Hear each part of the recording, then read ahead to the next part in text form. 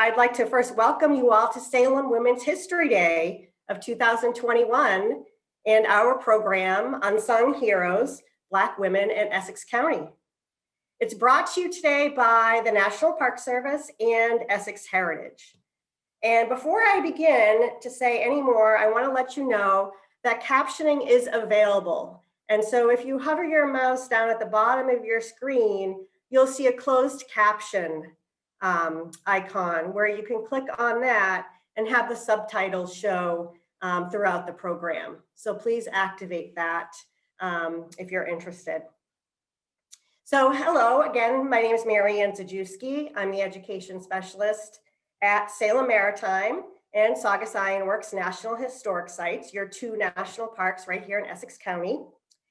And our program today is scheduled for 90 minutes. And I want to tell you a little bit about the format of the program for you. So first of all, you may want to be in, we suggest the best view for you to be in is in speaker view. And so again, if you hover your mouse up at the right-hand corner of your screen, you'll see view. And you can sort of, the best view will be that speaker view. As I mentioned, our program is scheduled for 90 minutes. It's going to include this welcome, an introduction by Essex Heritage to our two speakers today, followed by their presentation, which you can see the first slide up on the screen here, and also a question and answer session. Right now, you're all muted, and so we're going to ask, with so many people here today, that you continue to stay muted, and we actually, I think, are muting you also. But we encourage questions that I'm going to relay and moderate to our two speakers today. So please put those questions into the chat as you think of them at any time throughout the program, and I'll do my best to compile them and answer, ask as many as I can. It may be that if we have several of the same type of question, I'll sort of compile them into one. So hopefully we get all of your questions answered today. If you have any technical problems throughout the program, please private message Sherry Grishin. So you should, again, if you go into the chat, you should be able to select either everyone to see it, or you can select Sherry to, again, message her any of technical issues. I'll be compiling the questions. You feel free to put your questions out there in the chat for everyone to see. But if for some reason you wanted to send it to me privately and for me to ask, I'd be the one that would be collecting questions. So Marianne Zajewski.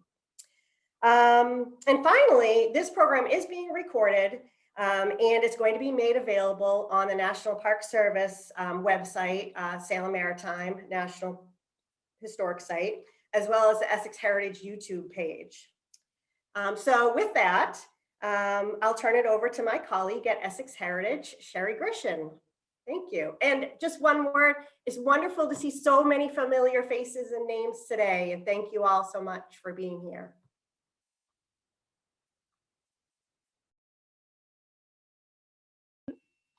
Thank you, Marianne. Good afternoon, everyone. Thanks for joining us today.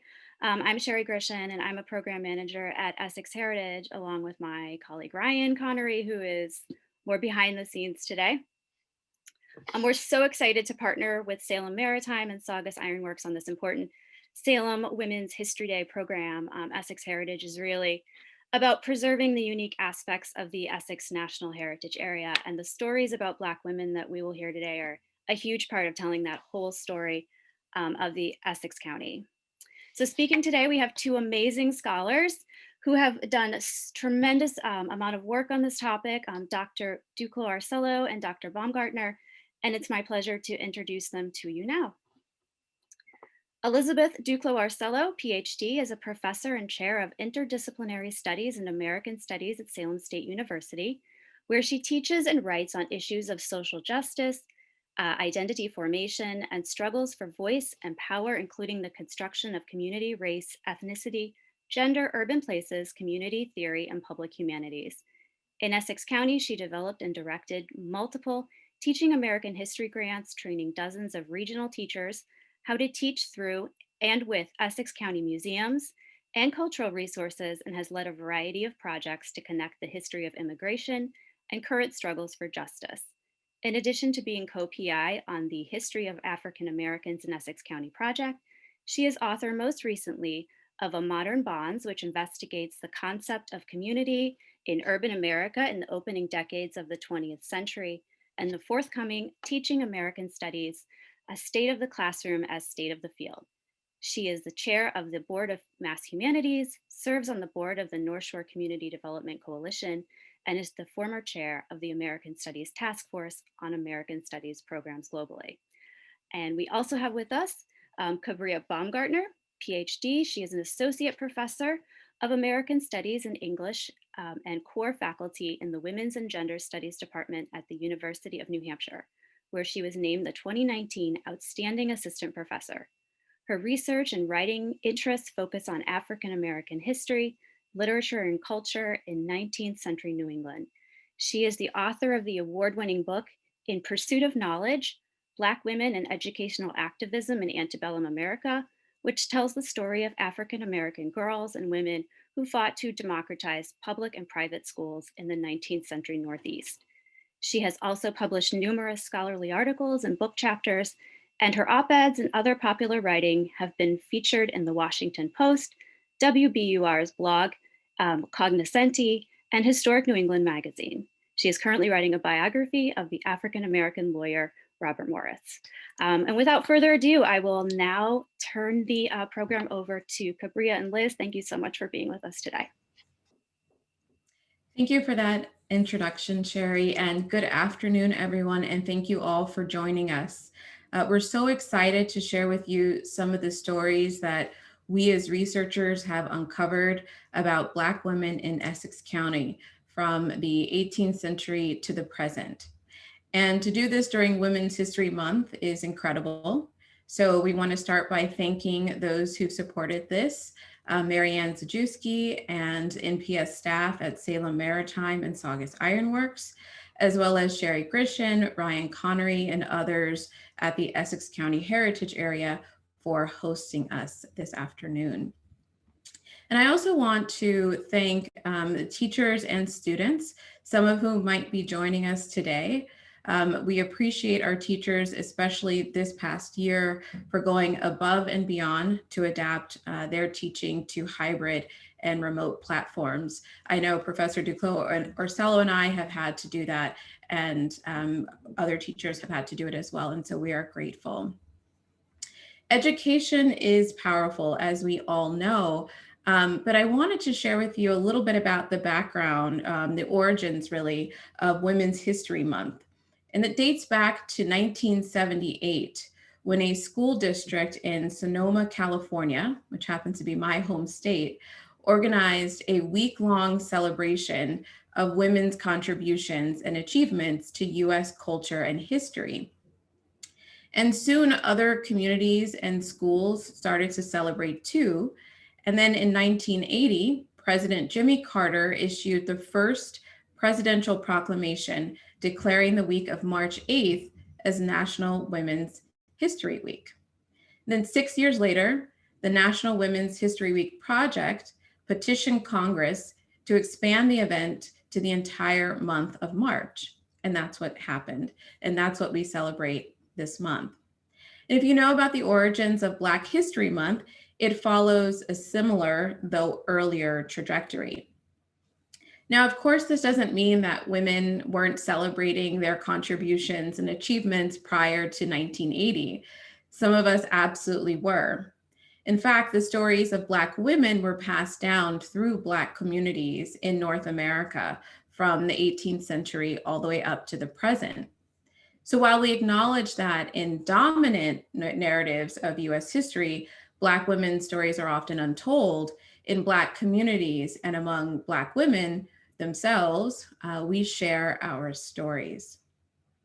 So Women's History Month has become an opportunity to discuss Black women's contributions to US society and politics with an even larger audience.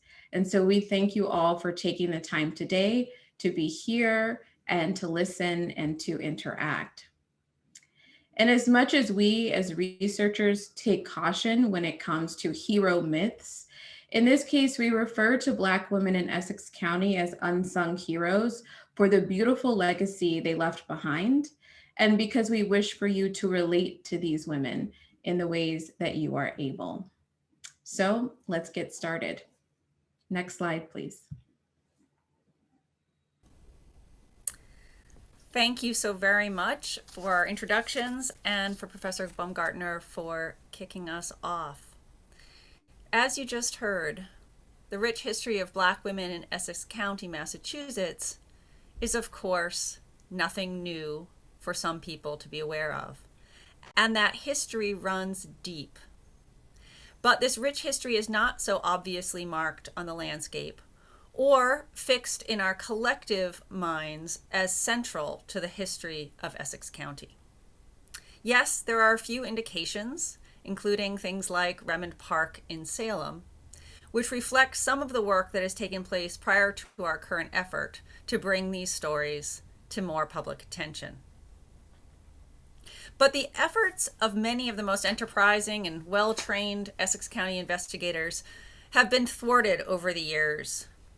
And the thwarting of these efforts is really the impetus behind the project that brought us to you today.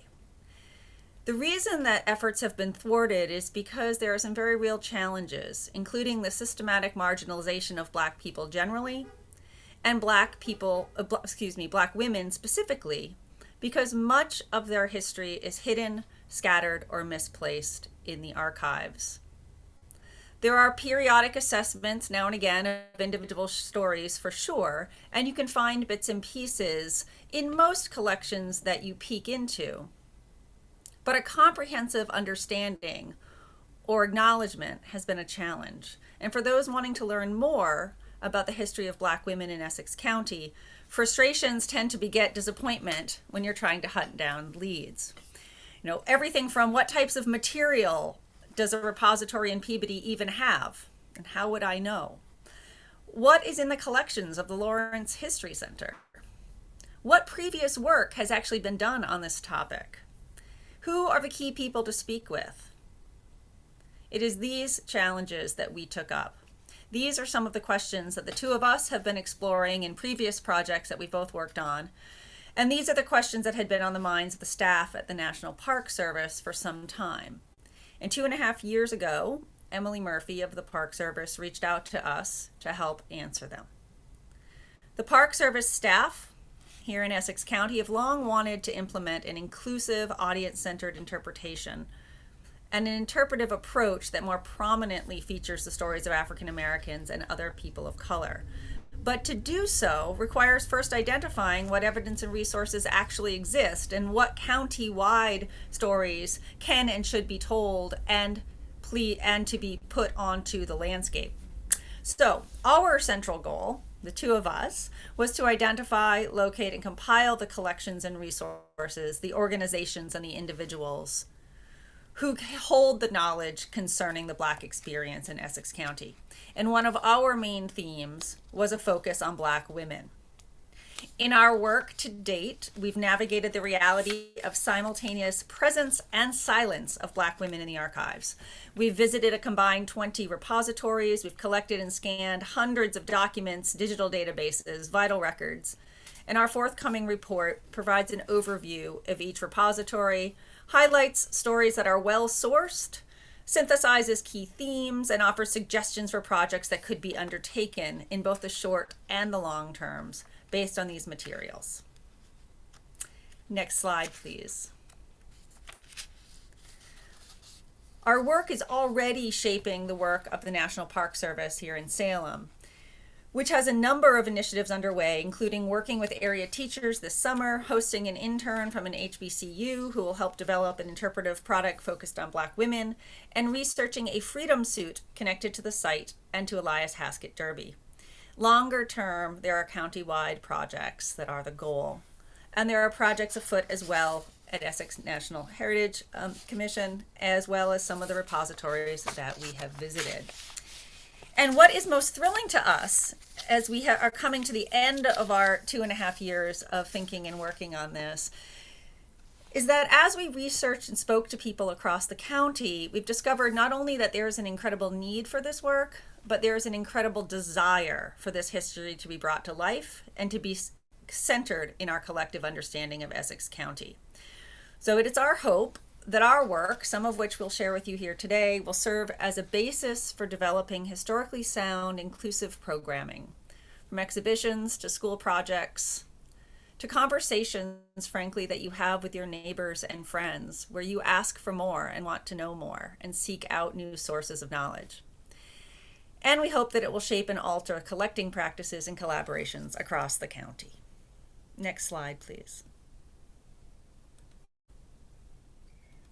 One of our findings, and this is also reflected in the scholarship in Black women's history, is that there is no singular Black woman's story to be told. Instead, there are a wide range of stories and accounts of Black women, free, enslaved, indentured, or otherwise precariously situated. And these women emerge from these collections and these repositories. And what we found in our research were similarities among Black women who built lives, careers, and families in this region. And so today we share with you some of the diverse ways that Black women built their lives and fought for change. Some of these women survived in silence, and those are the stories we unfortunately don't know, while others spoke out boldly for themselves and others. And Black women were leaders in education, in business, in civic life, and in family life. And so we'll focus on the names that are well known, like Sarah Parker-Ramond, but also on lesser known women who fueled Essex County for generations. Next slide, please.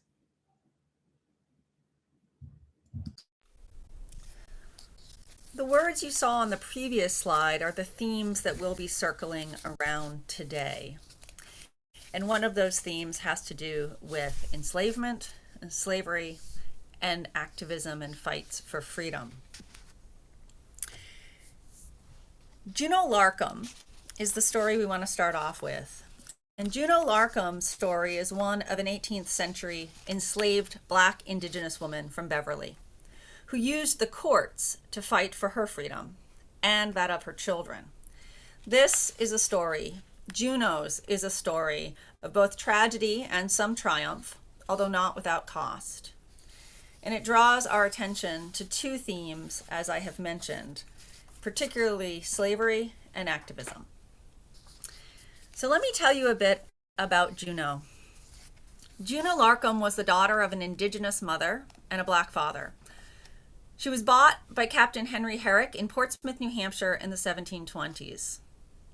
He owned as many as 9 slaves at once, and his brother was involved in the slave trade. In 1731, upon the wedding of Captain Herrick's daughter, Mary, Captain Herrick let Mary use 7-year-old Juno while he retained ownership of her. By 1755, Mary was married for a second time to David Larkum. And the Larkum family, for those who know anything about Beverly, is a prominent family with many tendrils in New England culture.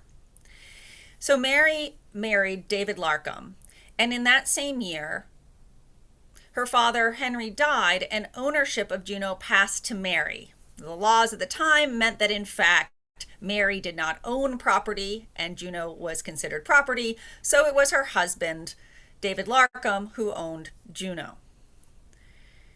But, somewhat uncommon for the time period, Captain Herrick willed Juno to his daughter, but he had also willed that she should have her freedom 5 years after his death, provided that she could reimburse his heirs for her value.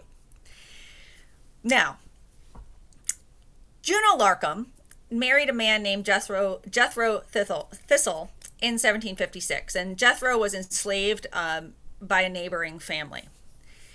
She had, and this is where the archives sometimes tell us stories that we have to investigate a little bit more.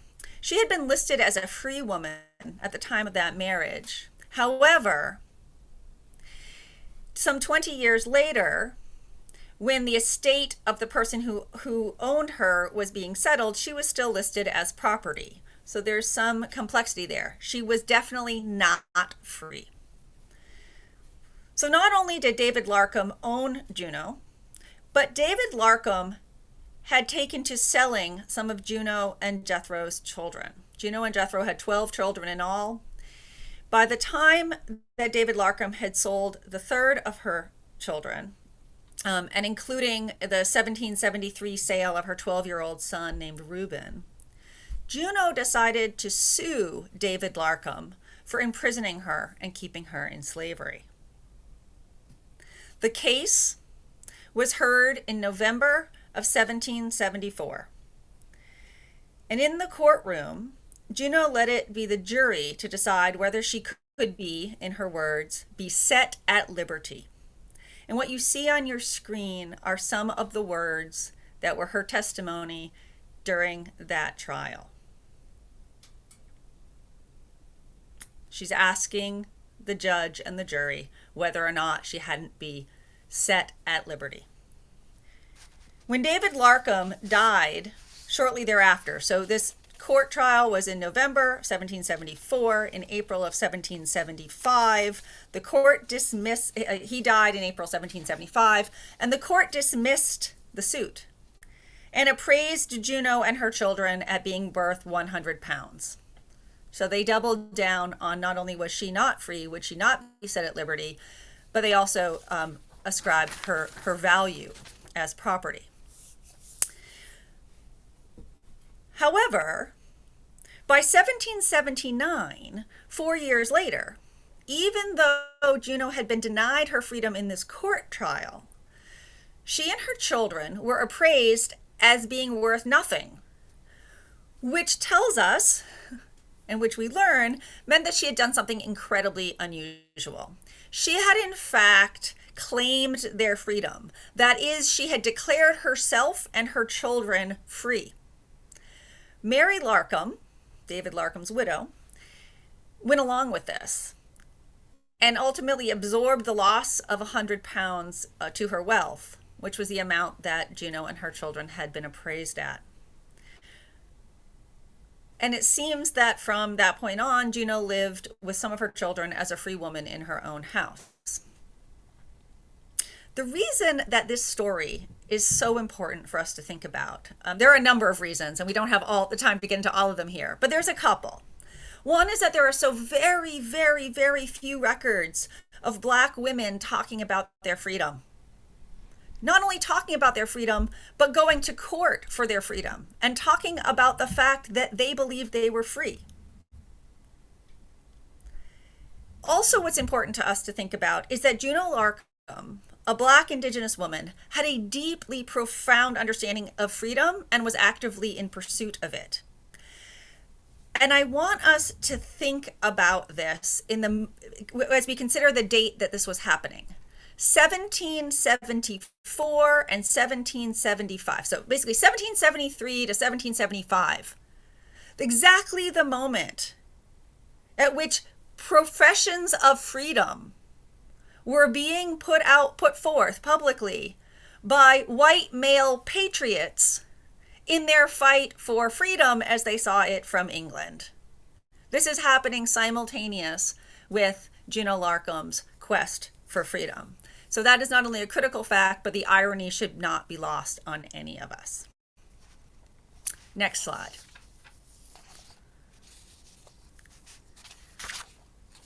But I want us all to note that stories like Juno's are rare. Not only is it rare that Black women were able to be active in these court spaces, in these public spaces, but that we have a record of it. And we have a record of her life and the life of at least some of her children as a result. Rarer still, right, than even knowing about it, is to have a variety of documents in the archives to reconstitute a Black woman's story in Essex County, especially, but not exclusively, in the 18th century. Right, in the 18th century, if there's particularly younger folks on here, 18th century means 1700s. It always gets a little confusing at times. The fact is that most Black women are invisible in legal and historical records. And Essex County is no exception to that. Professor Baumgartner and I have thought long and hard about how to do this work. What we've spent a lot of time doing is thinking about how to use those rare pieces of evidence that do exist to try to tell the stories of the hundreds and thousands of Black women who have lived in Essex County in the past without having left personal materials in public collections. I myself have long been particularly interested in trying to gain more insight into how women went about living daily lives in incredibly challenging circumstances. And one tool in our toolbox to try to reconstitute some semblance of Black women's lives in these moments is to think about the evidence that's available to us in the Massachusetts vital records, particularly the vital records prior to 1850. Prior to 1850, in the vital records, Black residents are listed in a separate category in the birth, death, and marriage records. And you can see on your screen here, on the left-hand side of your screen, a clip from part of a piece of the Massachusetts vital records. And you will see that there's a heading that says Negroes. At the end of every section of the vital records is this portion. So a close look at the vital records, tracing the names of Black women through time, offers us a way to reconstitute intimate moments in the lives of 18th century and early 19th century Black women, and to begin to build some kind of a collective understanding of daily life. It's limited, I absolutely accept that, absolutely limited, but it's a place to begin. So just for one example, I offer you the life here, and I want to celebrate the life of a woman named Violet, who was enslaved in Danvers in the 18th century. She was a contemporary of Juno Larkham, and whose adult life also coincided with the American War for Independence and the early years of the Republic. The story that emerges from this initial research in the vital records is a life story of a woman who married and gave birth to 3 children between the years of 1755 and 1771. In 1775, she was the servant of Joseph Putnam Jr. On November 27th of that year, she married Fortune, who was a servant of Captain William Dedman of Salem. I want to stop here and say the term servant does not mean free. The term servant, especially in New England, was used as a synonym for slave, and is actually the term you will most often see in any records that you look at from this time. So November 27th of 1775, she is married, and on September 6th of 1767, she gave birth to a daughter named Katie. At this time, she was listed as a Negro woman of Samuel King.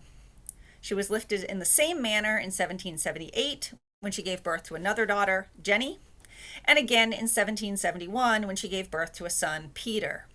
There is no death record that I have been able to find of her. But you can see on the left-hand side of your screen there, little arrows where her children are listed. The births of her children are listed. I will also point out that what you see does not say the word birth, it instead says baptized.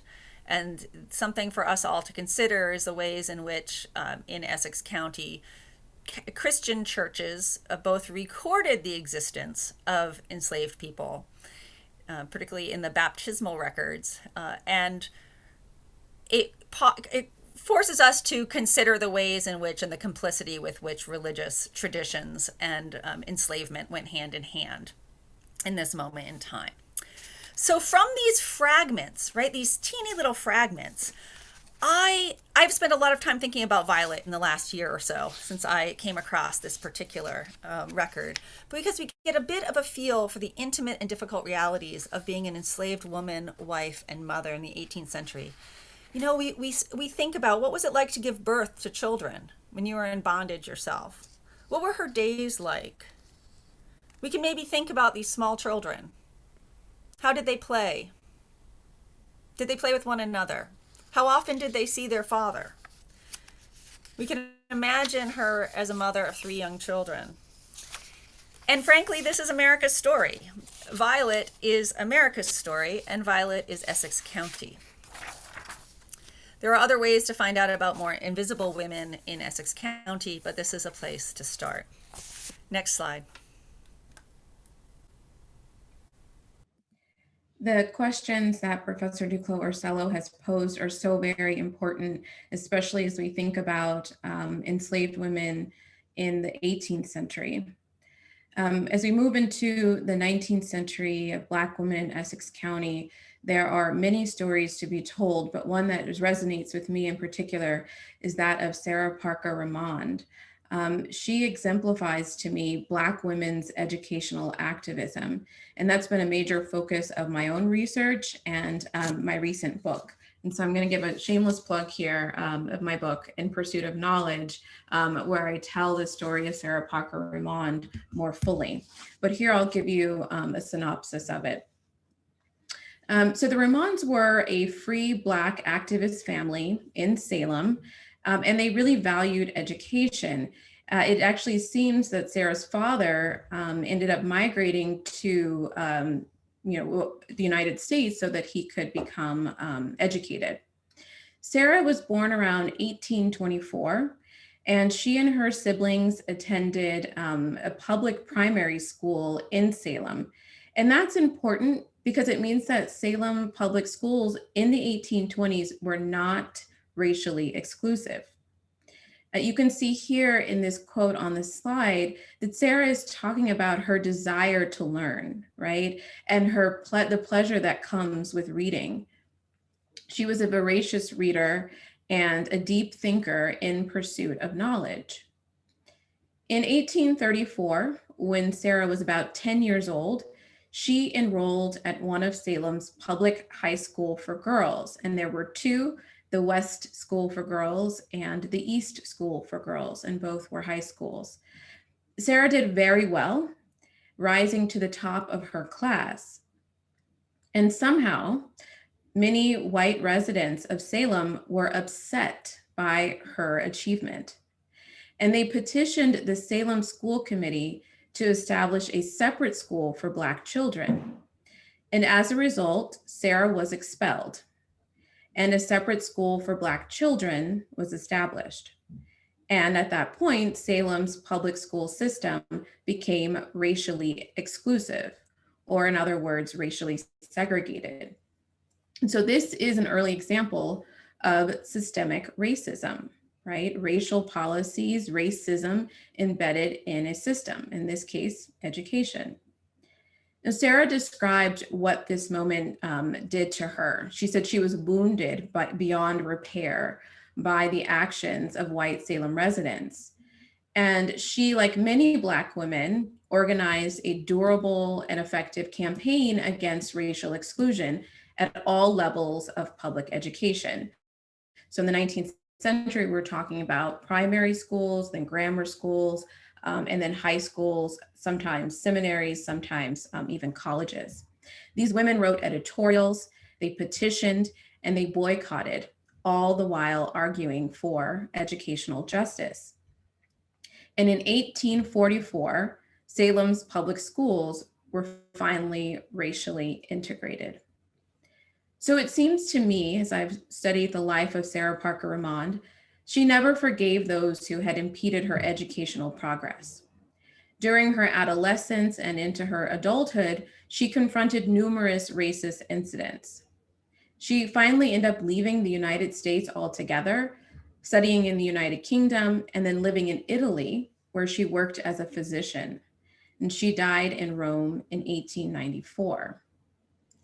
So Sarah's story is significant for a number of reasons, but first and foremost, it highlights how and why racial school segregation happened in Salem. Such a policy didn't just fall from the sky, and it wasn't innate, right? This idea that there may have been racial animus, that's not the case. If anything, her story demonstrates that it was a select group of white residents who were actually playing the race card because they were angry that Sarah had achieved so much. So they used Sarah's race, her Blackness, to establish a system of racial school segregation. So white residents sought to stage Black achievement far away and out of sight. And what's so appalling to me is that the school committee went along with it, right? They accepted it. And so as much as I wish that this was just the past, it's happening now in various states, especially around voting rights. Next slide, please. In addition to fighting for educational justice, Black women often acted as purveyors of early Black cultural traditions like Negro Election Day, which now is called Salem Black Picnic. But in the 19th century or late 18th century, Negro Election Day was an important Black cultural festival that took place in Salem. The first known recorded reference is from Benjamin Lind, who is a white lawyer, and he wrote in his journal in 1741, "Fair weather election, Negroes' holiday here at Salem." And what was especially fascinating to uncover in this research on Negro Election Day is that these celebrations were not confined to Salem. Marblehead had one too. And according to one observer, the place par excellence in which to keep election was at Black Joe's Tavern, or in some sources, Aunt Creasy's Inn on Gingerbread Hill in Marblehead. And here you can see a modern photograph of the building, which still stands, although it's a private residence now. But in the late 18th and early 19th century, Black Joe's Tavern was run by the wife and husband team of Lucretia and Joseph Brown. Born around 1773 in Salem, or perhaps Marblehead, it's not totally clear, Lucretia appears to have been born with free status, right, as opposed to being enslaved. At around 21 years old, she married Joseph Brown, who was an Afro-Indigenous man who had served in the Revolutionary War. And she and Joseph lived in a salt box style house that he had purchased in 1793 on Gingerbread Hill. And that's where they ran a tavern. On election day, part of election week that happened in May, right, in the late 18th and early 19th century, Lucretia, or Aunt Creasy as she was called, welcomed both Blacks and whites to the tavern. She whipped up a storehouse of food and drink, from cakes and cookies to beer. She's thought to have invented the recipe for Joe Frogger's rum molasses cookies. And oftentimes in the Election Day celebration, Black Joe entertained the crowd by playing his fiddle. In 1834, Joseph died, and Lucretia successfully petitioned for his property to be conferred to her, and she was actually able to collect a military widow's pension. She also worked as a baker and raised her adopted daughter, Lucy. And apparently, even after Joseph's death, she continued to lead Election Day celebrations. So I think that Lucretia's story and the larger history of Negro Election Day is significant, right, as a Black communal gathering that was, by all accounts, a joyous occasion. Enslaved and free Black people were able to claim cultural pride, they were able to socialize, and even some whites took in the festivities. We know how Black people felt about the day. Sometimes that's described in the sources by those white lawyers and ministers. And we knew that it was an exciting and thrilling day for them, right, where they could relax. And sometimes it was a fleeting moment, all too fleeting, moment of happiness in an otherwise chaotic world. Next slide, please. So we have examples of women fighting for education with Sarah Parker-Ramond, and Black women fighting for their Black cultural traditions to preserve them. But we also have Black women as entrepreneurs. Lucretia Brown, as I just mentioned, was a tavern keeper, so she was an entrepreneur. And even though systemic racism too often limited Black residents' access to land, to capital, and to networks, we do have some Black residents who were able to build businesses throughout the 19th, 20th, and of course today. The heartwarming story of the Hinton family of Andover is one example. Allen Hinton had been enslaved in North Carolina, but he freed himself and made his way to Andover, Massachusetts, where he met his wife, Mary, and together they raised 3 children. In the late 1870s, the Hintons opened an ice cream business, attracting customers in and around Andover, and then eventually Lawrence and in other neighboring towns. The Hinton's daughter, Alice, who's pictured here, took over the family ice cream business. This newspaper article from the Boston Sunday Post in 1919 captures the importance of Black women's entrepreneurship. 2 words stood out to me in the headline: pleasant and profitable. And it's not just because of the alliteration, right? Oftentimes, when we talk about Black women's work and labor historically, we don't use either of these words. But Alice Hinton herself not only declared that she found joy in operating Hinton's ice cream farm on Hidden Road in Andover, but she also claimed that ice cream making was a pleasant and paying occupation for women. So in this article, she displayed her business acumen, discussing the need to introduce new items like waffles to keep her customers coming back. And what was really incredible was her speech that she gave at the 15th convention of the National Negro Business League. And that convention met in Boston in August of 1915. And in attendance, and one of the leaders who organized it was Booker T. Washington, right? The noted Black leader. And he praised her for her insights. In this speech, she equated her business to a monument that her parents had built for her and her brother. And even though, and these are her words, her parents were uneducated in book learning, they were well educated by experience. And that experience was on full display in the monument that was their family business. And that's partly why she felt a deep sense of pride and responsibility to continue running it. In the speech, she advised young people to assist in the family business so that they can keep that business alive. It is the best way you can repay your parents for their care of and self-denial for you. And much to nobody's surprise, the audience cheered at this, right? This is the National Negro Business League. So she was sort of preaching to the choir in some ways. She ran the family business until about 1922, when the Hinton farm was sold and the business closed for reasons that are not completely clear. She remained in Andover. I should note that she was one of the first women to vote in Andover after 1920, 19th Amendment. And she died in 1951. Next slide, please.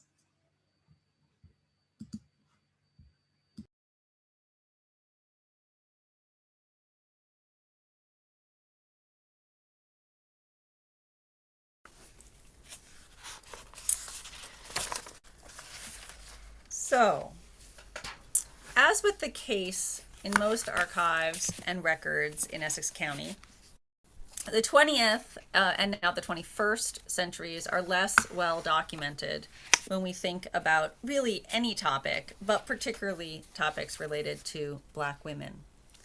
And yet, as we've been discussing all day, Black women have been essential to the economic, cultural, political, and community life in each and every decade and century.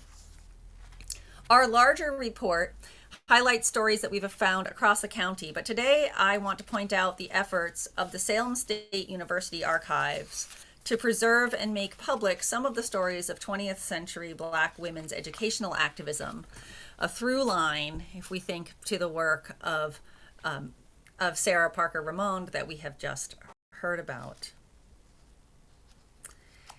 And the archives at Salem State also help us fill in some of the gaps very broadly and think about this thread as it emerges past to present. Of particular interest to us are the records of the Afro-Am, or Afro-American Society, and the full run of the student newspaper, The Log, from the late 1960s through the 1970s. In those years, young Black women and professional Black women at the then college alike worked tirelessly to point out and try to rectify structural racism and inequality that was inherent in the institution then. And I know we have some folks on this call today who have zoomed in with us who have intimate knowledge of some of those struggles. Black women made up the majority of the active students in the Afro-Am Society. This was a student-led group that was looking to address and engage with issues of what we now refer to as structural racism. And Black women students were crucial in exposing explicit racist incidents, such as a mock slave auction that took place in a dorm, and fighting to end the structural racism via actions such as publicly advocating for transformation of the curriculum to include Black studies, fighting for more Black faculty representation, and imagining and carrying out successful high school days to help encourage Black young people from across the region to pursue four-year degrees at Salem State. And these young women, if you trace their efforts in the archives and through the student newspaper, were tireless in their efforts. The centrality of young Black women can be seen here in one of the sketches that was an option for one of the flyers for 1975's high school days. And you also see a list of the Afro-Am members present at an Afro-Am Society meeting in that same year. At the same time, this fight for educational access and equity and anti-racism was a faculty-student-staff partnership at Salem State. During those years and into the 1980s and 90s, Black faculty, staff, and administrators who were led for a period of that time by Gwendolyn Rosemond, who has joined us here today and is still a critical voice in the region. Those Black faculty, staff, and administrators had their own gathering, their own organization to expose power inequities and a range of practices and policies that are detrimental to Black success at Salem State. Next slide, please. Doing public history in the way that Professor Baumgartner and I do involves also finding ways to thread the past and the present, to make the past not only come to life, but make it abundantly evident all the ways that the past has created the conditions of and the realities of the present. And so this presentation today would be incomplete if we didn't highlight some of the work currently going on by Black women in this county as purveyors of both cultural heritage and as actors in the continued fight against systemic racism in ways that celebrate and center the presence of Black women and Black residents in this place. So we highlight three individuals for you here. Doreen Wade, who is the president of Salem United, who is doing brilliant work to recover and commemorate Negro Election Day, that is the Salem Black Picnic now. As president, Doreen has led the effort to establish and maintain the historic importance of the Black Picnic, which, as you've learned, was an important Black cultural festival with its first recorded event in 1741 and with a resurgence in the late 19th century through Black picnic celebrations. And while we have mined the archives as much as we can to identify materials related to this, what I will say is that Doreen and Salem United have done an extraordinary amount of work to capture and to tell and to bring back to life this important tradition. And the Black Picnic will be celebrating its 280th anniversary of the first recorded celebration in this year, 2021. Also, you see here Nicole Mclean. So in Lynn, Nicole Mclean and the North Shore Juneteenth Association are doing a similar work to reposition Juneteenth in the public sphere and to effect change in the here and now. Nicole Mclean is a Lynn native, an Army veteran, and the children's librarian. And she noticed that there was no North Shore celebration of Juneteenth, right? June 19th, and a holiday commemorating the day that the last enslaved Black Americans were finally emancipated in 1865. And so she created an organization, right? She saw a need and she acted on it. She created an organization that, along with running a Juneteenth celebration on the North Shore, hosts a whole range of events and programs throughout the year, like including 5Ks, paint nights, hats and heels high tea at the Lynn Museum. And in a June 2020 interview, she discussed her motivation as such, and I quote her, "I've experienced racism and prejudice being a Black American, and now my son has too. My passion comes from preventing that cycle. I want to stop the frequent stories that Black Americans have about racist events in their lives. I want to be part of at least making that less common," end quote. And finally, I want to point out Toyale Washington, who some of you may have heard about in the news of late. And in the spirit of the past shaping the future, I want to point out, I will finish this out today, pointing out that educational activism at Salem State in the 1970s did not die. And in fact, those early efforts, those profoundly important early efforts, have led to a new generation of powerful, brilliant Black women as students and now alums who have helped form and shape what is now called BBP, Black, Brown, and Proud, in recent years, drawing inspiration from their predecessors and leading the charge for racial justice and equity. Their stories and their voices are being sought out by the archives at Salem State. And the life and work of current senior Toyale Washington encapsulate the themes of this day: activism, entrepreneurship, and cultural engagement. As a BBP member, she also is the founder of a company called The Master's Tools and has just released a card game called Meet the Colonizers. You can check that out, which is focused on addressing systems of oppression and telling the stories of marginalized peoples across a range of topics, social movements, and time periods. Next slide. So by way of conclusion, in this presentation, we've shared with you just a few of the stories that we found about the lives, careers, and families of Black women in Essex County. And there are more stories to be told, and we are thankful to archivists, librarians, and residents for sharing what they knew with us. And we invite you to share more with us if you are willing. Though there is no singular Black woman story, as we've said, there are patterns and similarities, and that is what we've tried to highlight this afternoon. There's the importance of living up to the values, right, and principles that these women possessed. We have Black women's activism, fighting against slavery, racism, and other systems of oppression from the 18th century to the present. We have Black women as purveyors of cultural traditions from the 18th century to the present. And we've talked about Black women who made a life for themselves and their families, even amid uncertainty and chaos. They still found a way to hold on to some of their joy. There's a recent book entitled A Black Woman's History of the United States by historians Dana Ramey Berry and Callie Gross. And it argues that there's so much that we can learn when we explore the lives of Black women. It's a transnational history, but it takes place largely in the United States.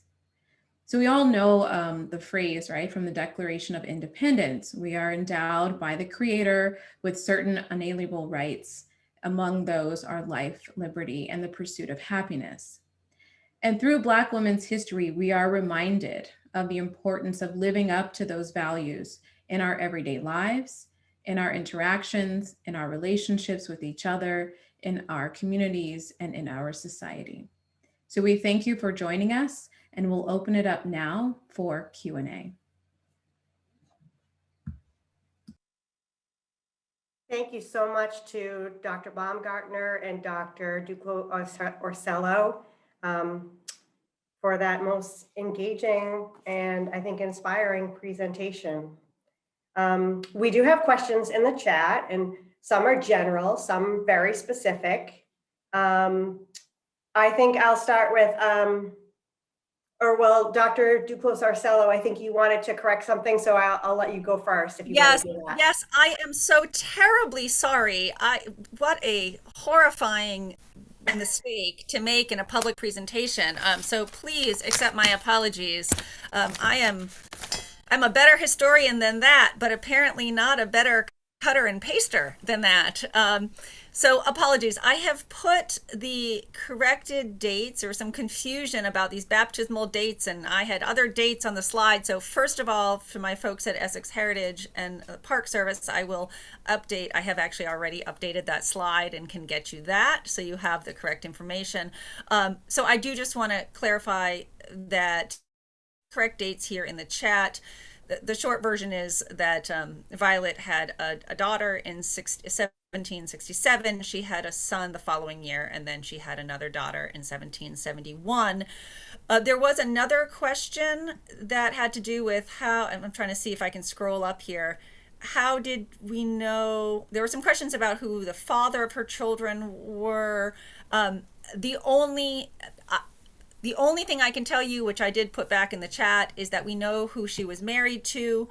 We make an assumption, there's no indication that the father was anyone other than the man she was married to, but birth records and baptismal records, unless you can access the original records, not the vital records, aren't going to tell us that. So some additional sleuthing, if those original church records exist, which in many cases they don't, might get us a little closer. And third, there was a third question about how, let me just see, it had to do with how do we know that she was, oh yes, how do you know there was only one Negro woman of Samuel King? So I don't know if that there was more than one, quote, Negro woman of Samuel King, but what I do know is that those children are Violet's children, because the vital records say that there's an indication, it says D or S, so daughter or son of Violet, and then it indicates afterward who Violet was connected to. So is it possible, hypothetically, that he in fact owned two women with the same name who gave birth to children? Yes, theoretically, but the likelihood of that is quite small. So I hope that clarifies things. And again, my immense apologies. Thank you. Thank you so much for that. And for our sharp people pointing things like that out. So it's wonderful. So as I mentioned, we do have some specific or general questions. And so I'll start with this one. How did the maritime economy in Essex County shape the nature of Black women's lives? If they had husbands and their husbands were at sea, how might their absence have impacted?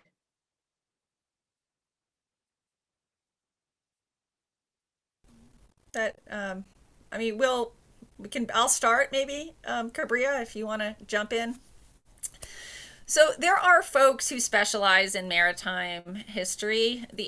So neither of us are experts in maritime history, but then again, many people who specialize in maritime history aren't necessarily experts in women's history or Black women's history. So some of what this may sound like a dodge, but let me just explain to you where I'm going with this. Some of what we're trying to do with this work is to bring to the surface some additional stories and some additional lines of inquiry like that one. That's a fabulous question that will hopefully encourage and frankly force people who have been operating in Essex County on parallel tracks around different pieces of history to think about where they intersect. Right, and having people who have the deep, deep, deep knowledge of all the details of how maritime history worked, and the deep, deep, deep knowledge of how gender factored into that, and the deep, deep, deep knowledge of thinking about Black history, excuse me, coming together to think through. No one can be an expert on all the things. So that's my general response. Slightly more specifically, and then I'll kick it to Cabria. There were many, many Black men, enslaved and free, who worked in and were connected to the maritime trades, who were, if they were on board ships, were away for months, if not years, in the same way that white men were. So if you were, and that is true if you were, let's say, someone's son, right? So you lose that connection to your parent or your mother, if you will, or sisters, but also if you were married. The very fragile nature of marriages between enslaved black men and women also meant that it is more likely than not that the experience of being away at sea might have felt less disruptive to what quote unquote normal experience might be, because there was no commitment among owners to necessarily stay in the same place or keep people who were married but enslaved by different people together for their lifetime. But I'll stop there and kick it over to Kabria. Sure. So I have a very specific example. There's a great book on the maritime industry and African-American mariners that was written by a colleague of mine, Jeff Bolster at the University of New Hampshire. I believe the book is something called The Age of Sail, about Black mariners, but we can get the title for you. What's interesting about the maritime industry as it relates to African-American education is I find that there were quite a few Black girls and women who were leading the fight for educational justice. And I found that there were Black girls and women who were at the center of that fight. And I do think that has something to do with the gender division of labor and the number of Black boys and men who ended up becoming mariners. So I think Jeff Bolster quotes about a quarter of African-American households who had the head of household as a mariner, right? A blackjacks. There you go. That's a book to look at. And so, seafaring enabled some of these young men to be breadwinners. But when it came to the fight for education, they were literally not there, right? They were at sea. And so Black girls and Black women ended up taking up the fight for education. We see that in Salem. We see that also in some towns and cities in Rhode Island, and actually even in New Hampshire. So when we think about the fight for school desegregation, it was not just in the state of Massachusetts, but it was actually throughout the region. And we could think about how the maritime industry ended up kind of pushing Black girls and women to the center of that fight. Thank you very much. We had a question early on about the use of language, and specifically from a teacher who knows that language changes over time and that texts don't keep up with those changes. And so using words, switching from using enslaved from slaves, how to be sensitive to that and know what the correct language is to use during, from time to time. Are there resources that could be included in this work or that you might recommend? And I believe, Dr. Baumgartner, you put a link in the chat to something. Yes, so there are a group of scholars who study slavery who have worked on a crowdsourced document entitled Writing and Talking About Slavery. And it's also about teaching slavery too. The document looks at language to consider and preferred terms. So one example, I think I mentioned this yesterday for a teaching presentation, but if we think about the term planters sounds like a very benign term, but really planters were enslavers. And they were involved in the institution of slavery, the dehumanization of Black people and the theft of their labor. So instead of saying planters, we should be using enslaver. There's also in the document language to avoid, slave master, slave mistress, that kind of thing, especially when we're talking about what is really sexual violence. And then there's also a discussion of other terms to maybe try to sort of, explain to students. So right now, the dominant term to talk about enslaved people who ran away is fugitive slave. But the document cautions us to maybe think about fugitive slaves as self-emancipated people or self-liberated people or possibly fugitives from slavery. So there's more in that document. I found it very helpful. I use it too in my own teaching. I actually make it a discussion in my own teaching. So students are kind of thinking about these terms and how they are handed down to us. Thank you. And I think that's going to be an incredibly useful document. And as you said, things do change over time, and to pay attention to those, to the language that we use. Another question here. How common were Indigenous and African-American marriages in the 18th and 19th centuries? Do you want to start, Kabria? I'll just start. So I have no stats. I have no data on how common they were. But I would say that in my research on Black New England, I've come across lots of people and lots of children who were a product of Black Indigenous marriages. So I think there's more work that needs to be done in late 18th, early 19th century to really get at some of that data. One of the women that I talk about in my book, Anne Plato, is often described, at least in scholarship in African-American history, as Black. But it seems that she was not just Black, that she was Afro-Indigenous.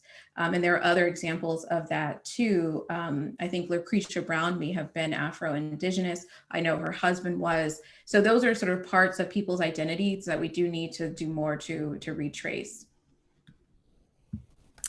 And I would just point out that Juno Larkham, who we spoke about here, and I want to give a shout out to Historic Beverly, who did the phenomenal work. There's a wonderful website they've created about her story, so please do check that out. But Juno Larkham, I pointed out that the vital records in Massachusetts listed people in a section under Negro.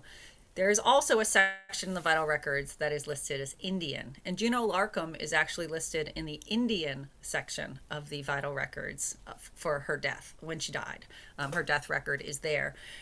So the complexity of identities, self-identified versus sort of ascribed identities, these are much more complicated than a simple polar conception of identity politics at this time. So there is a lot more to be said there, and there's some really great work that anthropologists have done around this, particularly some fabulous folks. There's some folks up out at the Du Bois Center at UMass Amherst who have done some really smart thinking about this work. So if you're curious, Whitney Battle Baptiste out there is doing some great work, so you might want to take a peek there.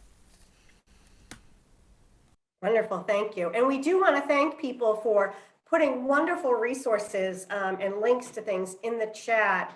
Again, the crowdsourcing that's happening here is really inspiring and wonderful to see as we share some of these resources. There's that link to Historic Beverly's online exhibit, some links to some of the readings that have been discussed here. I don't see any other questions in the chat except for, oh, actually there's one here. Someone asked if there would be a part 2 talk program, and maybe that's an opportunity to talk about what the expectation of the work, the project that you've been doing on in the forthcoming publication of the resource guide that you've been doing. Sure. So it's exciting to hear that folks want to hear more. You never quite know on a Sunday afternoon if an hour is too much or not enough. So again, the energy, I think I mentioned when we started this presentation that as we've done this work, despite the challenges of doing this work, as we have trekked around the county and talked to folks, what you are expressing here in that question is what we have found. There's a real desire for this. So thank you for that.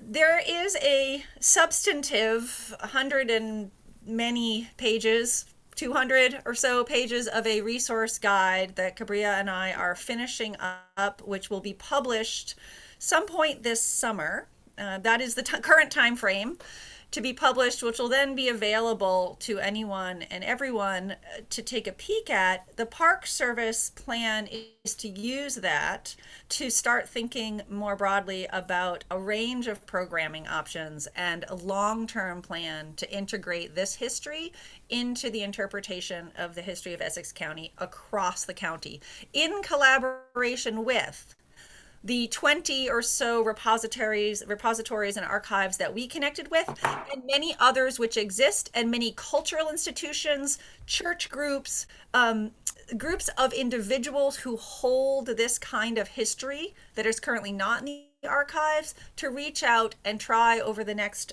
number of years to really build this knowledge, much as people in Essex County and historians in Essex County have spent a couple hundred years researching and building a deep, deep, deep knowledge of other themes and threads and parts of this history. A part of Essex County history. This history deserves and needs that same attention. So that's the current plan. But that report will be useful to any of you who are on this Zoom today who want to dive a little deeper, find out some more stories. And I guess I will say, as I finish speaking about this, that even since we finished, if any of you have ever published anything, you know you finish the writing on it, and then there's some period of time before it actually comes out. And we know that there are some amazing groups out there, and some of you who are on this call, who have already done some additional things that we were not able to capture. So we point that out. We may need a disclaimer on the front saying our work to do this spurred so many good conversations that lots of folks have jumped into action early on, and that's fabulous. Thank you. Yes. Just as soon as you started writing it, certainly many people, right, were doing more and more of the work. We do have, there's a couple more questions here. One question about whether or not enslaved people were legally allowed to marry, whether it be recognized by a religious organization or how that happened.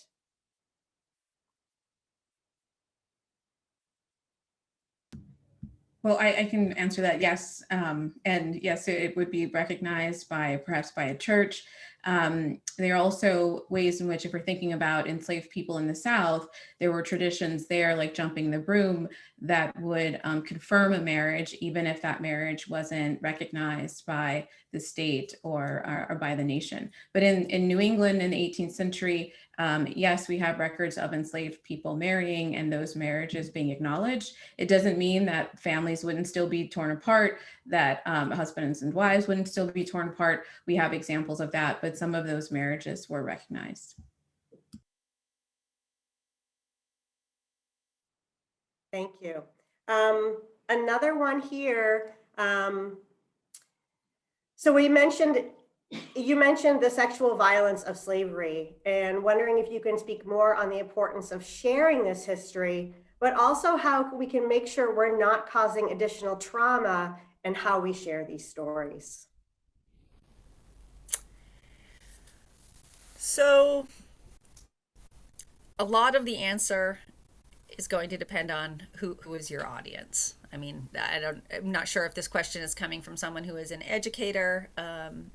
Frankly, it really doesn't matter if you're an educator or not in this instance.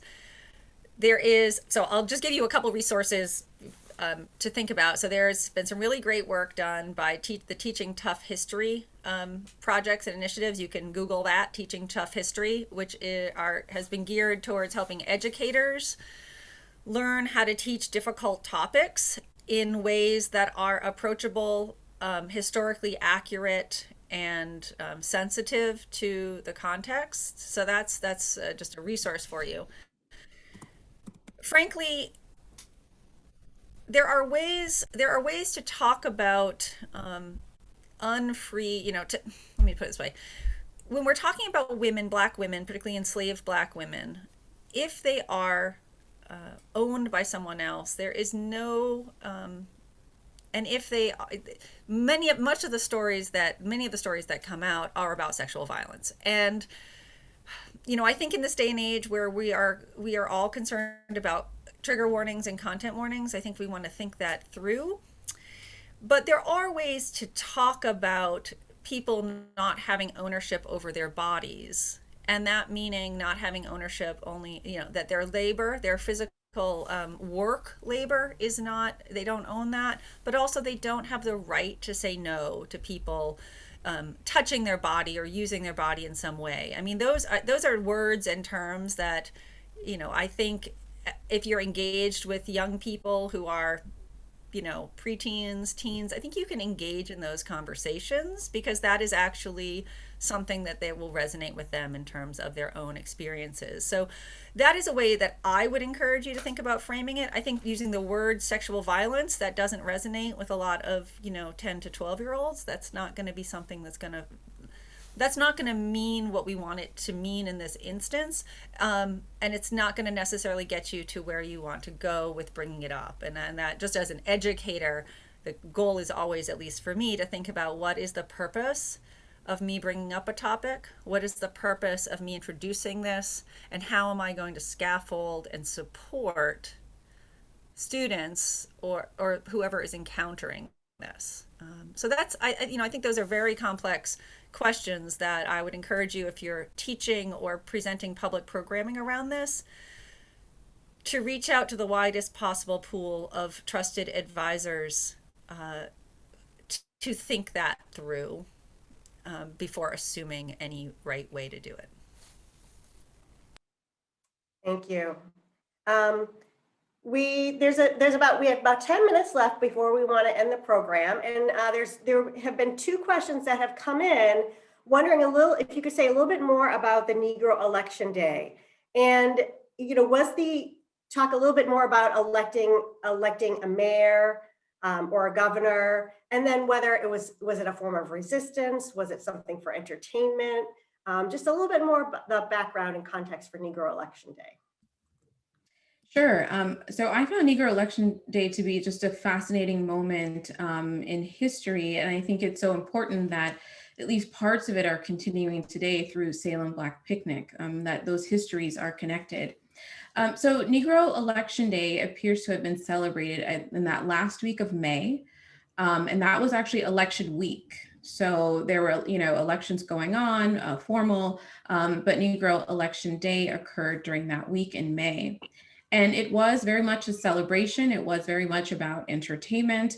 You had enslaved and free Blacks who marched in a parade. They played their fiddles and drums. They danced and sang, and they feasted on delicious food. And we have this account because of a petition that was sent. 9 white enslavers from 1768 petitioned the town of Salem to regulate, they said, the great disorder that usually happens among Negroes on election day. So because of this petition, that's how we know what these celebrations look like. It's quite possible that Blacks voted for their own elected officials. We have examples of that in Connecticut. They voted for a governor. I think in New Hampshire, they voted for a governor as well.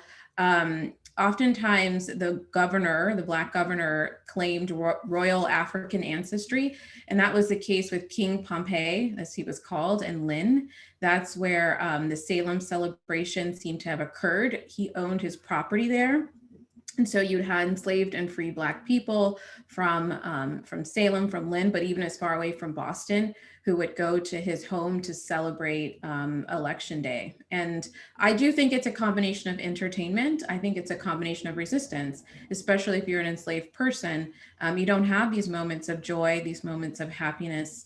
And so this was that time during the year where Black people could be themselves. They could socialize and relax. There are some documents that I'm happy to share about Negro Election Week as a celebration in Marblehead. It looked different in Marblehead, right? That's where it was run by Lucretia and Joseph Brown.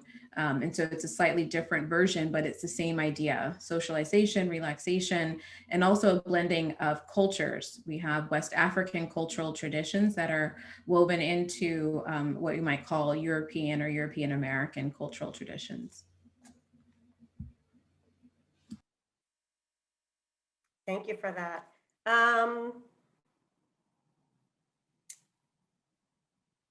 I think we're getting, there's a little bit more question also relating back to about prohibited interracial sexual relations or marriages, and was there a law?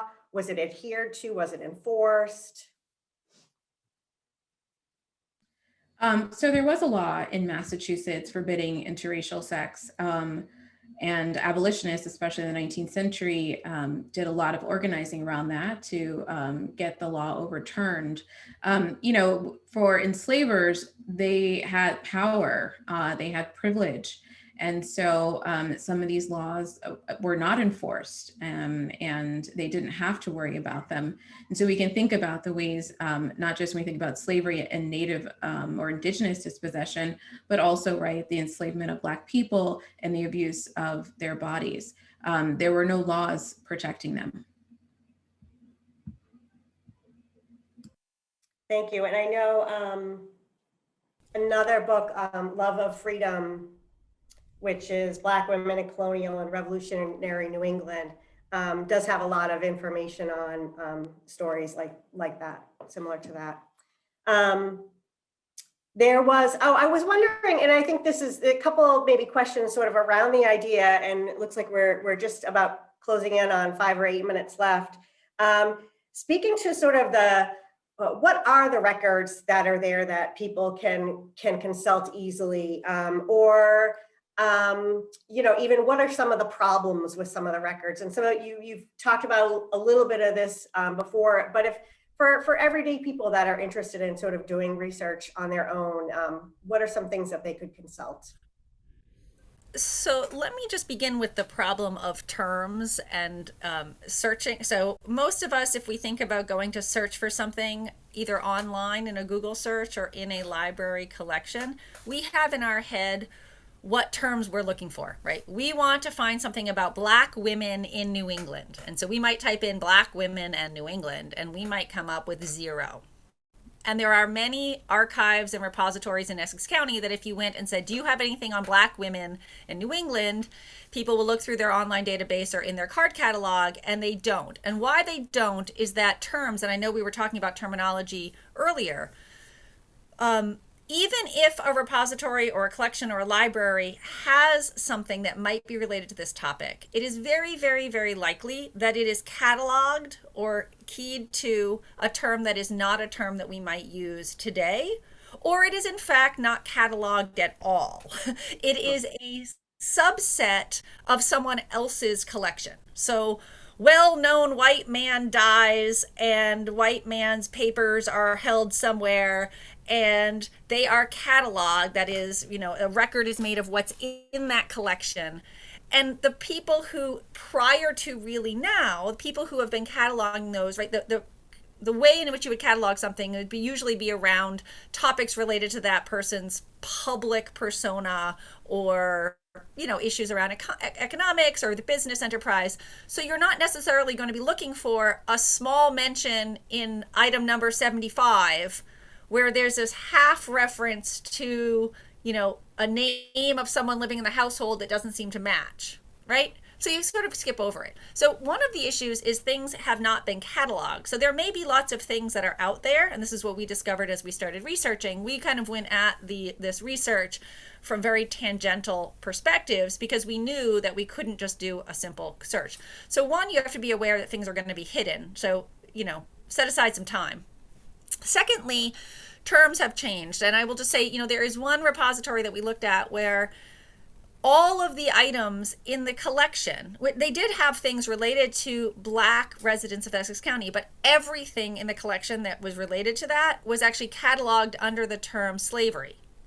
So it did not matter if the item actually had to do with someone who was enslaved or someone who was an enslaver. Things that were cataloged that had to do with abolitionist efforts or had to do, frankly, with, you know, let's say letters written between somebody in that community and, oh my gosh, I just completely blanked. Booker T. Washington, we're still cataloged under this heading of slavery. So, you know, you have to go into this having really a broad lectionary, right? A broad list of terms. So that's number one. And number two, in terms of where you can start. So first of all, there are newspapers. There's a robust history of not only, so if you're doing earlier New England stuff, there are no Black owned newspapers at that time, but white newspapers, many of which have been digitized and are available. Frankly, if you can't access them through your local library can usually help you get access to those through databases. You can start looking through those. Local libraries do have often a box or a file that you can look at. The Mass Vital Records are there. The National archives. So we actually did a deep dive into what's held at the National Archives here in the New England region to think about where things are hidden in ships' records, in military records. There are some really fascinating leads that we were engaged with around looking at records, just to give you an example, records of men who were checking into a recruiting area, a station during the Civil War, and there were cards that have recorded information about them. And because there were fairly detailed information, including physical appearance, somebody who wanted to do a systematic look at that might be able to suss out whether sort of movements of potential movements of Black men in this space in New England during that time. So sometimes it's being a little bit off the beaten path. But Kabria, I'm sure you've got other awesome ideas. Sure, yeah, I would just to add on to that, I in the chat posted a link to Boston Public Library. If you're a Massachusetts resident, you should have access to BPL. And there are online databases for newspapers that you can use to search. There have been some changes in some of those databases, so you might actually have to be on site, either at your library or at BPL in order to access that database, but that's where some of that searching can start. And as a historian, I use a database called Archive Grid, which is basically a compilation of collections. It's very similar to something called WorldCat. I feel like I'm getting a little bit in the weeds here, but basically you can start to see what collections, what materials are at different repositories if you type in the name of a person. So if I type in Booker T. Washington in Archive Grid, I can get a sense of the collections and the repositories that hold some materials about him. Now, not all repositories have put their materials into this database. So we found in our research that a lot of Essex County repositories, their collections are not included in this database. So it's really one of those things, if you're doing local history, contact your local historical society, contact your librarian, see what exists there, and then move outward. Thank you. Well, we have come to 2:30, and I want to say thank you to our esteemed presenters, Dr. Duclos-Orsello, Dr. Baumgartner, for your time, your expertise, your interest, your passion surrounding this history and making it visible to us. Of course, we want to thank Essex Heritage and for working with us to bring this program to you today. As we mentioned, this is part of Salem Women's History Day. And so please check out other events that are happening. And in fact, I just wanted to mention, because it did come up a little bit about Indigenous history and thinking about making this history visible. There are a couple of programs on the Pioneer Village website and the Witch House website that have to do with Indigenous women. And thinking about making that history visible, Jean O'Brien, who is actually Indigenous woman, historian, she has written a couple of books. This one about, again, thinking about making this history visible, firsting and lasting, writing Indians out of existence in New England. And she also wrote one on the praying town at Natick. And so for people that are interested in resources on that, there's quite a bit out there as well. But please check out our local Salem Women's History Day programs. I put my email in the chat right towards the end here.